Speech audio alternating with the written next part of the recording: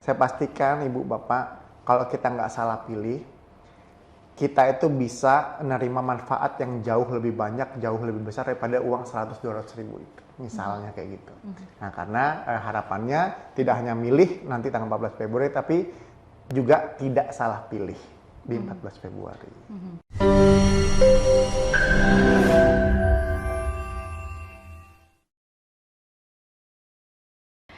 Oke, kita ketemu lagi pemirsa di program Ngopi, Ngobrol Inspirasi. Dan di episode kali ini, seperti biasa kita masih mengundang para tokoh-tokoh politik, para tokoh politik muda atau milenial ya.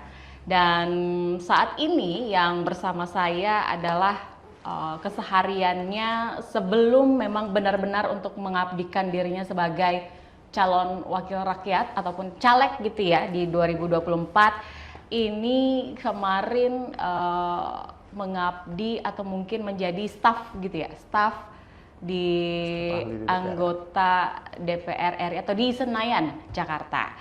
Siapa sih beliau ini yang ada di samping saya? Ada Bung Hadi Saparudin atau di sini ada tulisannya Mas Hadi ya. Jadi Mas Hadi ya. Mas Hadi. Oh, Mas Hadi. Gimana kabarnya Mas Hadi? Alhamdulillah luar biasa. Alhamdulillah luar biasa. Iya. Saya ini kan memang follow IG-nya Mas Hadi ya. Jadi melihat berbagai kegiatan beliau ini luar biasa. Selalu terjun ke masyarakat, kemudian juga bersosialisasi, berbagi cerita juga, berbagi pengalaman juga pastinya, ya kan? Dan kita juga pengen tahu di sini kalau untuk saya sebutkan berada di bendera mana ini sudah terlihat sangat jelas ya, karena memang sangat cerah warnanya. Nah, ya. betul. Iya. Kalau kita bicara pengalaman dulu, mungkin ini kan pastinya melihat dari kesibukan seorang anggota DPR RI waktu itu ya di Senayan, karena memang Mas Hadi sendiri kan juga terlibat di sana sebagai staf beliau gitu ya, Ibu Hetifah gitu. Dan kemudian juga mungkin dari situ terinspirasi kali ya buat Mas Hadi akhirnya ya saya ingin mengabdikan diri juga untuk masyarakat Kalimantan Timur gitu, khususnya Kota Samarinda. Kenapa tidak saya dengan rasa percaya diri ini untuk bisa ikut kontestasi politik sebagai calon wakil rakyat. Memang kalau saya memang tertarik di dunia politik sudah lama, Mbak. Oke. Bahkan kalau anak SD dulu belajar soal matematika, saya itu ngitung polling capres waktu saya SD. Saya udah tertarik SD udah ngitung. SD, betul. Jadi di buku sekolah saya itu, buku tulis itu ada tuh. Waktu itu saya lupa capresnya siapa. Itu udah polling itu, perolehan suara, quick count. Itu sudah saya tertarik waktu dari SD. Nah, memang akhirnya saya bergabung di Partai Golkar. Bergabung di Partai Golkar, ketemu banyak orang hebat. Salah satunya saya sekarang sama Ibu Dr. Insinyur Hetifah Saifudian. Saya ngeliat beliau sosok yang luar biasa sekali.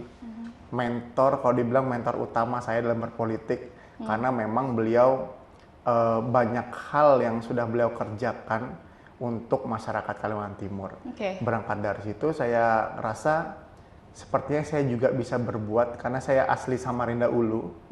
Kalau orang tahu namanya Kampung Jawa. Saya asli Kampung Jawa, keluaran Samarinda Ulu. Rasa-rasanya saya sudah cukup belajar banyak dan saya juga bisa rasanya untuk berbuat banyak untuk masyarakat di tempat saya tinggal secara khusus dan lebih luas untuk masyarakat Samarinda Ulu dan Kota Samarinda. Jadi rasa-rasanya untuk mengumpulkan rasa keberanian, kemudian juga rasa kepercayaan diri untuk bisa terjun langsung ini, untuk bisa kemudian ingin mengabdikan diri kepada masyarakat di 2024 ini dengan pengalaman-pengalaman waktu di Senayan sana ya, Mas Hadi. Betul. Jadi akhirnya kembali ke daerah ini memang untuk mengabdi dengan niat yang tulus gitu. Dengan niat tulus, dan memang saya udah kelihatan memang perjuangan. Jadi Bu Hetifah banyak sekali program-program yang sangat bermanfaat dan sangat ditunggu oleh masyarakat. Dari situ saya udah mulai perjuangkan sih. Jadi ibaratkan ngecit curang-curang dikit Bu, saya minta Samarinda Ulu paling banyak ya dapat program. Udah iya, curang iya, aja iya, dari iya, awal. iya, iya, Jadi iya. makanya udah Tapi kita curangnya persiap- untuk memang kepentingan masyarakat Betul, gitu ya. kepentingan masyarakat Oh. dan memang program ini sangat dinantikan sekali. Banyak program Bu Hetiva yang akhirnya kita tularkan di Samarinda Ulu. Alhamdulillah ini sudah berjalan 3-4 tahun terakhir. Apa tuh beasiswa? Salah satunya beasiswa. Oke. Banyak lagi sih. yang lain. Kemudian program yang lain lagi yang kemudian dicuri-curi juga ilmunya dari Mas Hadi, dari sosok yang menginspirasi Mas Hadi gitu. Banyak sih Bu Hetiva. Salah satunya Bu Hetiva juga yang memang terus Bu Hetiva tuh kalau misalnya orang bilang sering ke saya, jadi enggak kayak di Bu Hetiva itu enggak ada capeknya ya. Oke. Nah, karena memang beliau ini betul-betul bekerja untuk masyarakat, kerjanya nyata dan itu memang ditularkan sama saya dan memang dari semangat kerja nyata beliau itu menularkan ke saya sehingga saya juga harus berperan untuk masyarakat, bisa bekerja nyata untuk masyarakat seperti itu. Tapi melihat kondisi politik yang ada sekarang saat ini gitu, apakah Mas Hadi sendiri sudah mantap? Ya, saya kebetulan caleg untuk DPRD Kota Samarinda, Oke. Dapil 4 Kecamatan Samarinda Ulu. Oke. Apa tahu ada juga yang nonton Samarinda Ulu kan? Iya. Nah, Samarinda Ulu dari Partai Golkar nomor urut 5. Karena kebetulan saya asli Samarinda Ulu dan memang banyak basis kita memang di Samarinda Ulu. Alhamdulillah juga kemarin waktu 2019 suara Bu Hetiva di Samarinda Ulu pun lumayan besar, artinya itu menjadi patokan saya juga untuk sepertinya rasa-rasanya kalau saya yang maju kayaknya bisa juga deh untuk survive, mudah-mudahan bisa menang di 2024 seperti itu. Oke. Keyakinannya sudah, alhamdulillah makin hari makin Yang jelas tuh meningkat. optimis dulu gitu ya. Optimis selalu Optimis harus. dulu ya. Tapi ini kalau kita bicara andai-andai aja ya kan Mas Hadi, karena kan kita nggak pernah tahu di hasil akhir. Iya betul. Ya kan?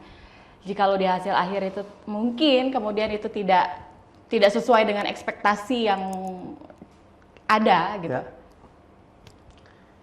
Tentunya kalau niatnya itu sudah niat tulus, saya rasa nggak ada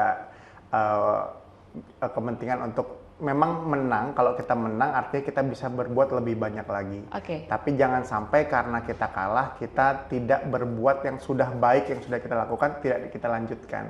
Kita tetap lanjutkan program-program yang sudah berjalan, mudah-mudahan juga program yang sudah berjalan itu bisa terus dirasakan juga oleh masyarakat. Jadi kalau saya memang hadir, boleh ditanya sama konstituen saya, Oke. saya hadir itu bukan karena ada maunya. Saya sudah membuktikan duluan, baru saya kembali, saya informasikan bahwa saya caleg, seperti itu. Karena memang sudah membawa program-program itu tadi ya, kemudian Ya. juga itu juga sudah diperkenalkan kepada masyarakat di Kota Samarinda, khususnya di Samarinda Ulu itu ya. Ya, betul. Dan kemudian dari situlah Mas Hadi ini Pede lah ya. Pede lah, ya, kita gitu. merasa kayak... ini kan banyak kayaknya sekali bisa. juga yang milenial yang maju gitu ya. Iya Mas betul. Hadi ya. Apalagi 2024 ini ya panggungnya milenial saya Betul. rasa.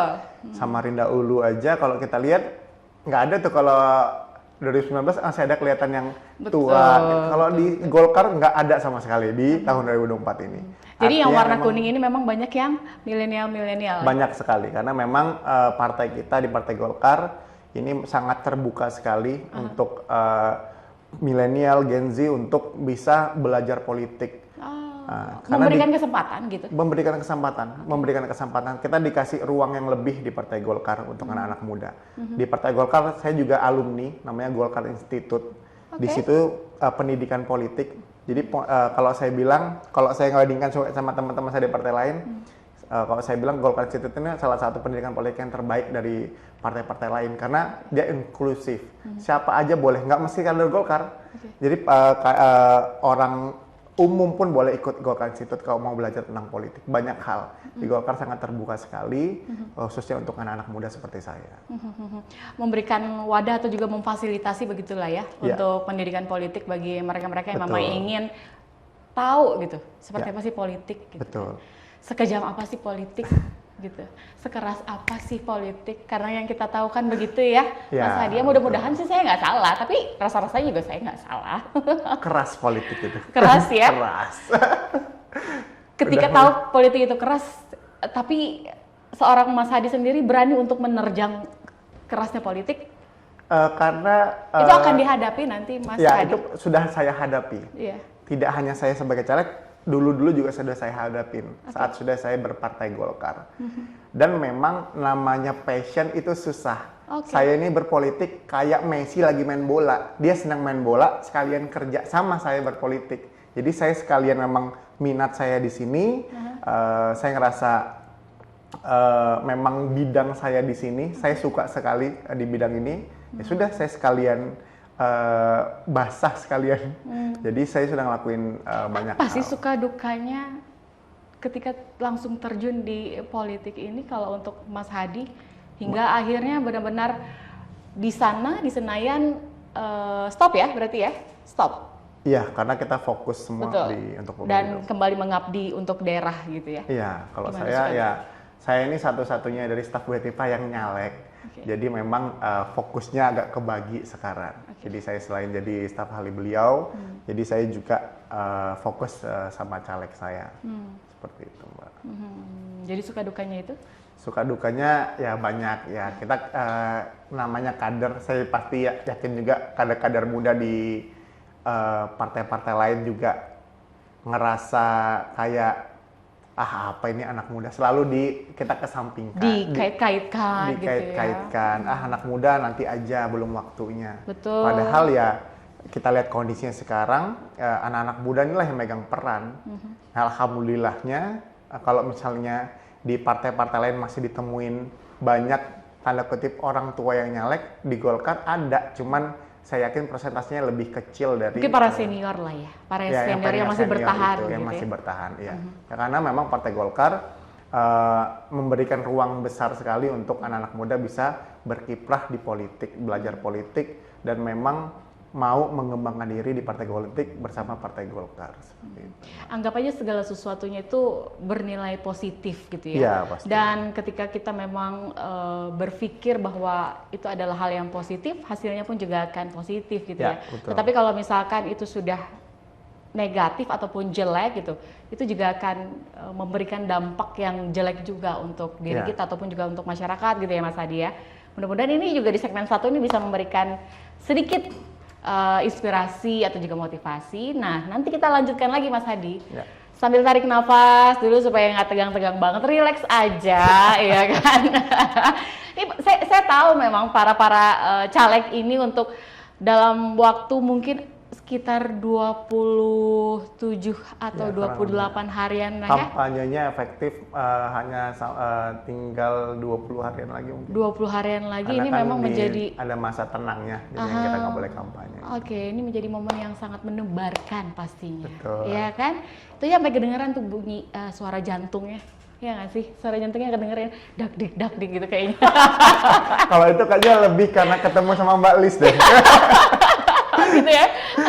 Sampai-sampai nanya dulu, ada nggak sih daftar pertanyaannya? Saya juga bingung. Oke. Nanti kita lanjutkan lagi, boleh dinikmati dulu. Siap. Kopinya karena sudah disediakan ini Ya. khusus untuk Mas Hadi ya, persembahan dari SKF. Boleh, Oke? luar biasa. Dan SKF. pemirsa kita akan kembali lagi, saya jeda berikut.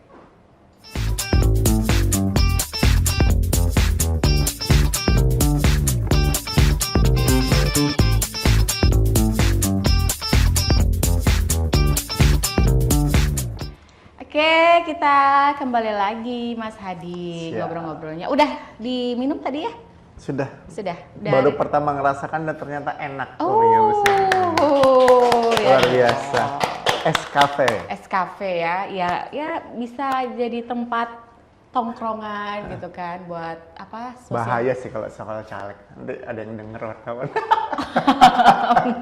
Kenapa emangnya? Oh takut Enggak, kan ini strategi kan. Strategi itu kadang rahasia, nggak ada yang tahu.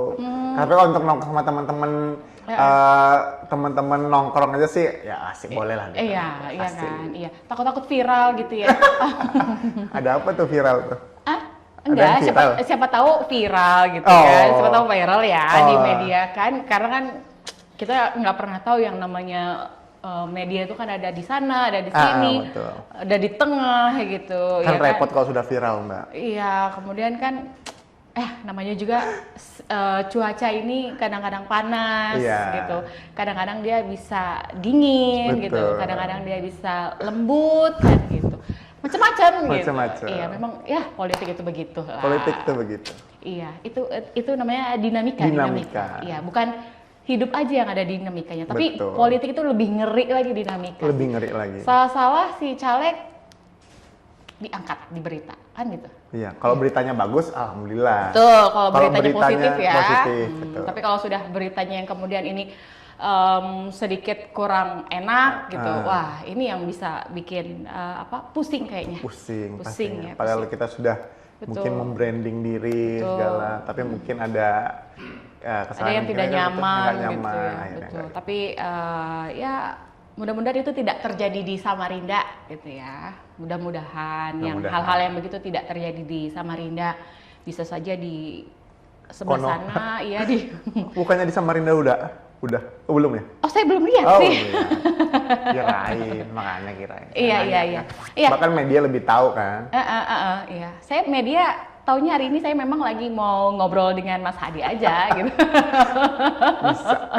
Iya. Berarti belakangan ini memang lagi sibuk-sibuknya sosialisasi gitu ya Mas Hadi ya? Betul. Oke, khusus di Samarinda Ulu ya? Ya, sekarang saya fokus di Samarinda Ulu. Memang ketemu warga.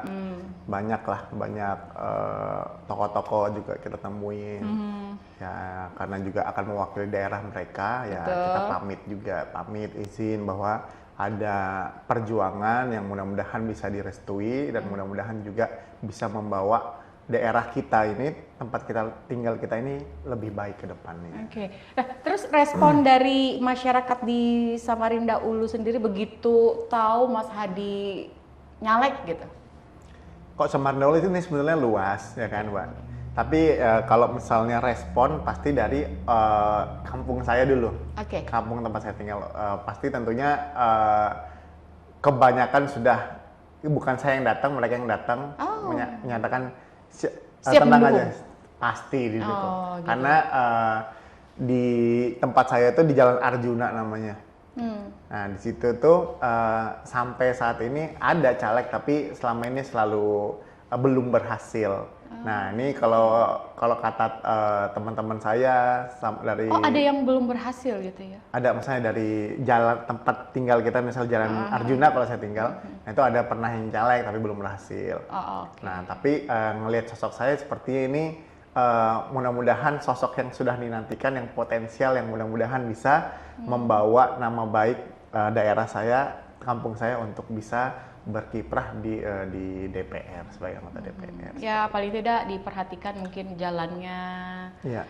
Atau mungkin ada juga keluhan-keluhan masyarakat di sana. Pastinya. Gitu ya. Aspirasi kita kan selalu menangkap aspirasi. Betul. Apa yang diharapkan, apa yang menjadi suatu keinginan masyarakat yang sekiranya saat ini belum terwujud, sekiranya kita bisa untuk memproyeksikan itu, merencanakan itu, mudah-mudahan ke depan bisa kita perjuangkan. Jangan hanya sekedar duduk, kemudian pada saat rapat paripurna ada yang tidur, ada yang main HP gitu ya. Tidak benar-benar mewakili sosok wakil rakyat kan gitu. Karena kan rakyat ini sangat-sangat besar harapannya dan kemudian bertumpu pada wakil-wakil rakyat. Gitu ya. Tapi sebetulnya banyak faktor sih Mbak, karena kita nggak bisa. Mungkin karena mereka kelelahan kali bisa ya. Jadi karena memang kemarin tuh kan sempat disorotkan saya di DPR RI waktu kerja di sana, sempat orang sorot DPR RI tidur. Padahal saya kenal nih saya sama stafnya, saya ngobrol sama stafnya. Iya tadi Bapak itu pertemuan sampai jam sekian di Dapil di Sumatera Utara, harus bangun jam sekian ke Jakarta untuk ikut rapat paripurna, mungkin masih capek apa, nah Saking- banyak faktor lain. betul. Tapi ya orang tuh ngeliat kan sekilas kasat mata aja, tapi nggak tahu apa yang ternyata dia lakukan tidak, malamnya. nggak ngeliat perjalanannya, perjalanannya, gitu ya, betul. kesibukannya Prosesnya. ya, kesibukannya beliau gitu ya. Nah, Iya, banyak iya. faktor sebetulnya, jadi nggak bisa juga misalnya, ya banyak faktor lah. Ya, jangan-jangan hanya lihat di media-media aja gitu ya. Ya, betul. Langsung tak difoto rame gitu. Karena saya bercandain ya kasih kopi dong bos. bisa. Ya, jadi kalau dari Mas Hadi sendiri kan sebagai sosok milenial nih, Ya, kita tahu juga di 2024 ini pastinya ada masyarakat yang kemudian ada yang berpartisipasi, ada yang juga milih di rumah aja gitu, yang kan karena hari libur. Ya. Terus juga ada yang ya masih belum punya pilihan. betul. Tanggapan dari Mas Hadi? Itu tantangan kita sebagai caleg, itu tantangan kita. Apalagi ini saya juga bingung kadang yang ngatur jadwal ini. Jadi Jadwal kita apa nih? jadwal pemilu Oh, oke, 14 Februari ini Oh, nanti, betul. kan 14 Februari kan ya. Iya. Jadi itu banyak seminggu sebelumnya tuh cuti panjang. Kamis, Jumat, Sabtu, Minggu. Ini bagi para caleg-caleg? Atau Enggak. Tanggal kita ini orang kerja, Oke. kita cuti bersama Jumatnya. Jadi Kamis, Jumat, Sabtu, Minggu libur. Terus pemilihan Rabu. Tuh orang kok mau liburan enak banget tuh, tinggal ambil cuti Senin Selasa. Oh iya. Coba seminggu dia liburin, cuma tinggal ambil cuti Senin Selasa. Makanya ini tantangan kita sebagai caleg. Jadi untuk bisa mengedukasi itu, karena tanggalan itu juga pengaruh, Mbak. Karena memang habis itu enak nih panjang liburnya. Udah nggak usah nyoblos tanggal 14. Tanggal 14 kita pulang, besoknya kerja. Kan bisa jadi kayak gitu tantangannya. Nah, apalagi untuk anak-anak kadang kan masih ada anak-anak muda yang kalau ditanya 14 Februari hari apa? Hari Valentine katanya. Belum tahu itu hari pemilu ya? Hari kasih suara. Ada pemilu hari Valentine katanya. Kan kadang nggak tahu ya aktivitas mereka di luar seperti apa. Ya misalnya jelek-jeleknya juga mereka misalnya tanda kutip ngumpul sama teman-temannya begadang sampai malam. Betul. Bangun Sampai akhirnya lupa. akhirnya lupa, maupun pas bangun-bangun datang ke TPS sudah tutup karena ada batas waktunya. Jadi banyak tantangan kita ini sebagai caleg untuk menjelaskan bahwa 14 Februari ini penting untuk kita bisa menentukan arah kebijakan kita ke depan. Kan yang dipilih nggak cuma saya sebagai anggota DPRD, ada DPD Provinsi, DPR RI, DPD RI, juga Presiden dan Wakil Presiden. Betul. Makanya penting sekali kita juga terus gaungkan 14 Februari, pastikan menggunakan hak pilih di TPS nanti di 14 Februari, dan pastikan pilih calon yang betul-betul bisa kerja, yang memang tulus sama masyarakat, dan pastinya dia juga bisa berbuat nyata untuk masyarakat. Nah, karena apa? Saya selalu nyampaikan nih setiap saya kampanye, Mbak, setiap saya pemilu, setiap saya ketemu sama masyarakat, saya bilang, saya pastikan Ibu Bapak, kalau kita nggak salah pilih, kita itu bisa menerima manfaat yang jauh lebih banyak, jauh lebih besar daripada uang 100-200 ribu itu. Misalnya kayak gitu. Nah, karena harapannya tidak hanya milih nanti tanggal 14 Februari, tapi juga tidak salah pilih di 14 Februari. Begitu. Kalau kita mau bicara tentang 100, 200, 150 ya kan. Banyak lah ya. Itu panjang banget gitu ya kan. Jadi ya yang terpenting mungkin dari para caleg-caleg ini bisa memberikan pesan yang memang untuk menarik minat atau juga hati masyarakat maupun juga para kaum milenial yang ada di Kota Samarinda ini, agar mereka benar-benar bisa berpartisipasi secara aktif gitu ya. Karena kehidupan sosial kita ini ya begitulah. Doktrin-doktrin atau juga mungkin pengaruh-pengaruh itu kan sangat luar biasa gitu ya, dari masing-masing orang, masing-masing individu, apalagi di sini mereka sendiri saja sudah banyak dihadapkan pilihan-pilihan dari para caleg-caleg gitu, hingga akhirnya ini yang membuat mereka bingung.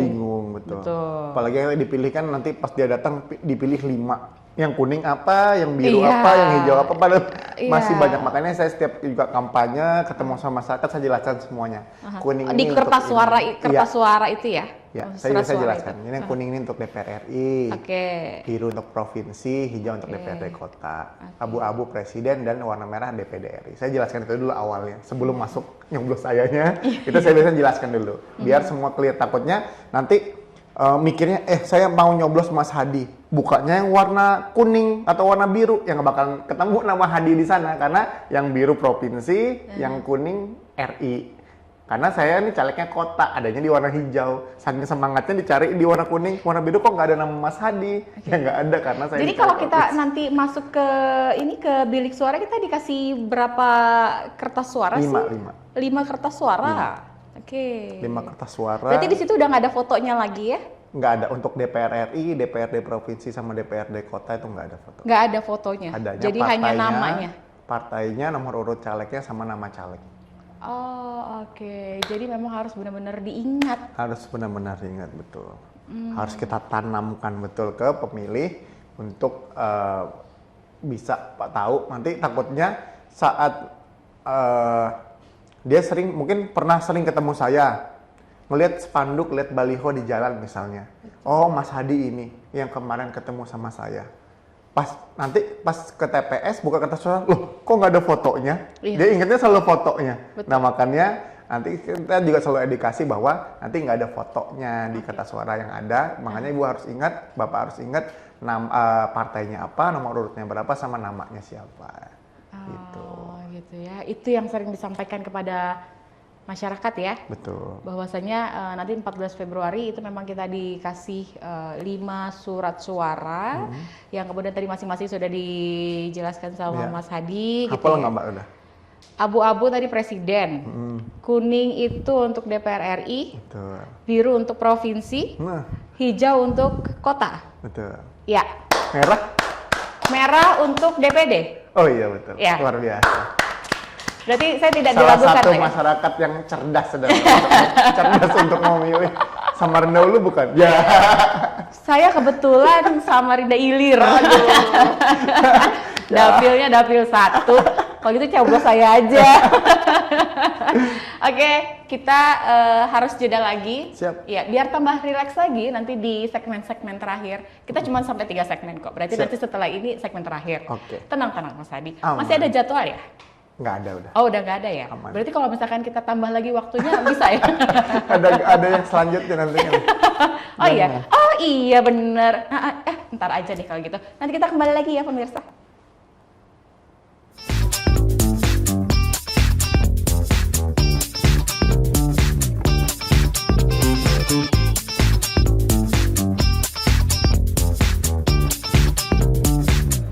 Oke, Bang lagi, Mas Hadi. Iya. Hah?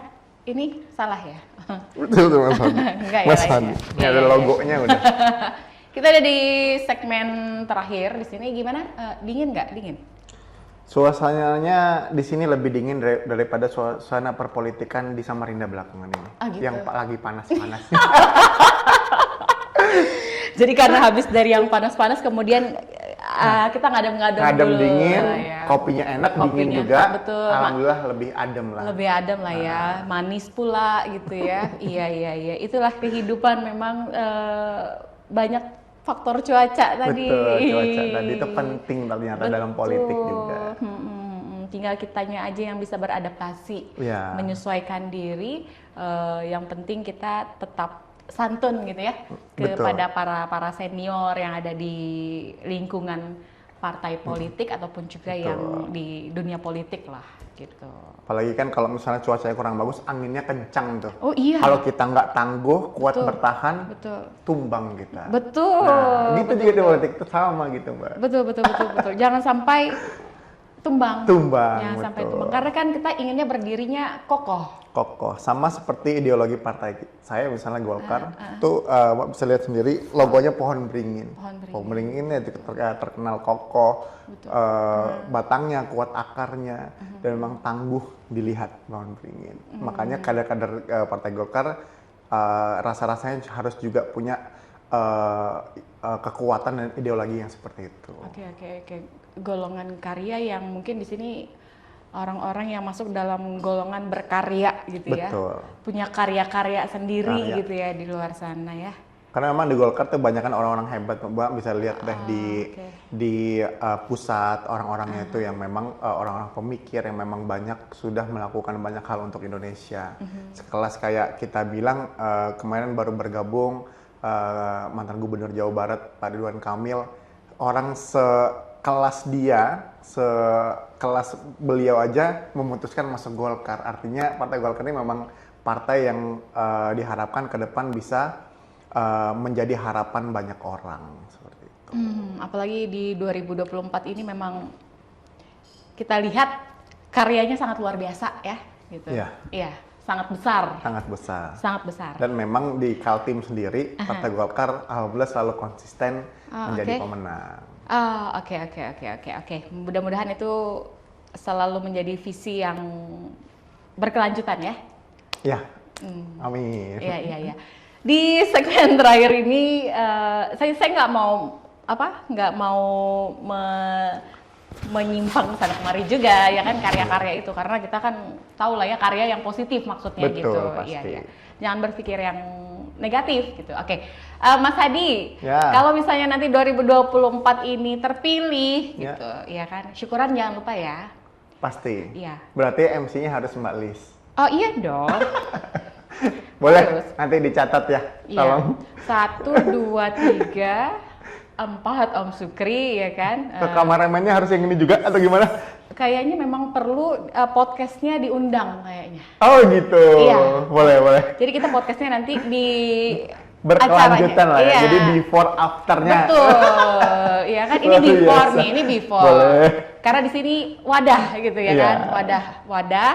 Kemudian terserah itu wadahnya wadah apa gitu ya kan. Nanti after begitu sudah duduk misalnya nanti di Basuki Rahmat ya. Amin. Basuki Rahmat ya, ini juga harus ada yang berkelanjutan juga kan gitu. Ya kan segala sesuatunya memang harus ada yang berkelanjutan kan. Betul. Iya. Apalagi saya kan gitu. Iya. Kan sering lihat saya di sana sini ya. Betul. Sekali-sekali saya diundang lah di sini. Ya, paham sudah kita ini. Iya. Iya, mudah-mudahan nanti kalau duduk dan kita tunggu undangannya, kemudian Amin. apa yang akan langsung dilakukan sama Mas Hadi? Intinya kalau saya ini kalau ketemu sama masyarakat itu sebetulnya tadi sudah saya sebutkan, kita tidak sedang menjanji-janjikan sesuatu, tapi kita ini juga bicara tentang tupoksi kita. Banyak sudah program yang sudah kita lakukan yang bermanfaat untuk masyarakat, yang harapannya tentunya itu akan terus kita lanjutkan terus.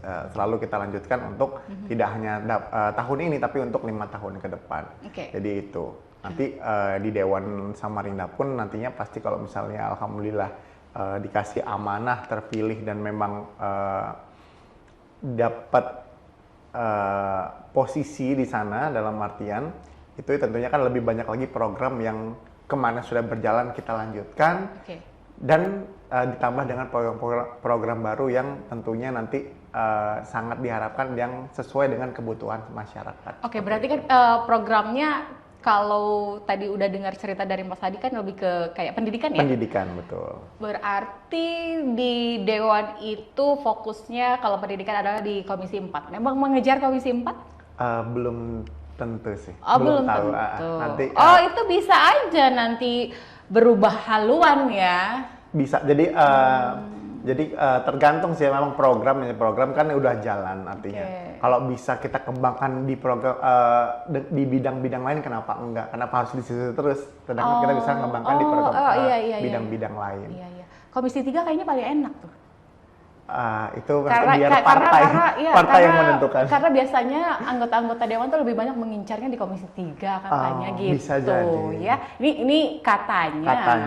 Katanya ada komisi mata air, betul. Ada komisi air mata. Katanya. Iya. Katanya teman-teman saya sih. Betul. Komisi banyak airnya itu yang luar biasa. Mata air itu. Tapi ya kita memang belum ke sana, jadi memang kita fokuskan untuk itu karena juga saya selalu menyampaikan ke masyarakat tentang apa yang mau saya lakukan. Kadang orang tuh, mohon maaf Mbak ya, jadi bukan saya mendiskreditkan teman saya, enggak.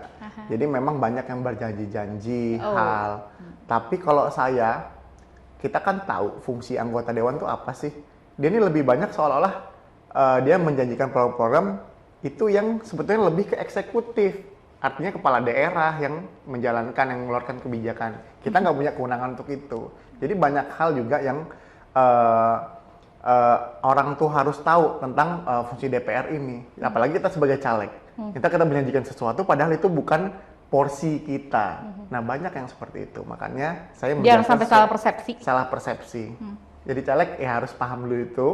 Jangan sampai nanti menjanjikan hal-hal yang sebetulnya bukan ranah kita, ranah eksekutif. Kita janjikan di legislatif, padahal kita fokusnya tidak di situ misalnya gitu. Mungkin lebih banyak belajar pendidikan politik lagi sepertinya dengan politik, lebih banyak pengalaman lagi lah ya di dunia politik ya. Betul. Gitu ya Mas Hadi ya.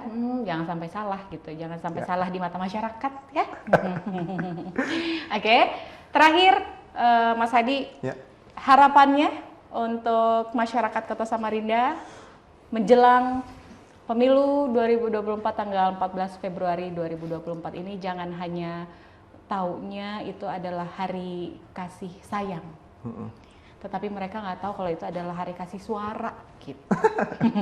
Makanya saya kalau selalu kenalkan ke orang, saya selain perkenalkan diri saya juga bilang, ada pepatah yang bilang tak kenal maka tak milih. Betul. Makanya nanti silahkan di 14 Februari kan ini sudah sudah dekat harinya, berarti kurang lebih tidak sampai sebulan lagi. Jadi pastikan nanti gunakan hak pilihnya di TPS tanggal 14 Februari. Pastikan pilih calon yang benar-benar mau berbuat dan bekerja nyata untuk daerahnya. Jadi seperti itu. Jadi memang kalau misalnya dikaitkan sama hari kasih sayang, kita milih 14 Februari nanti adalah hari kasih sayang kita untuk negeri. Karena untuk keberlanjutan negara kita, daerah kita 5 tahun ke depan. Oke. Ih keren, tepuk tangan dong. Baru dapat juga nih tadi. Oh iya ya. Boleh saya tambahin nggak? Boleh. Yang tadi, yang pepatah tadi. Boleh. Kan tadi katanya tak kenal maka tak milih ya. Boleh ditambahin dulu. Boleh. Tak kenal maka tak sayang.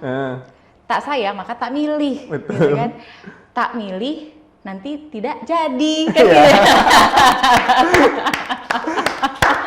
Oke. Terima kasih ya Mas Hadi. Terima kasih. Mudah-mudahan nanti kita bisa bertemu lagi. Amin. Di lain kesempatan kita bisa mengundang lagi nanti di sini. Boleh. Ketika sudah duduk, tolong jangan lupa diri, jangan lupa dengan masyarakat.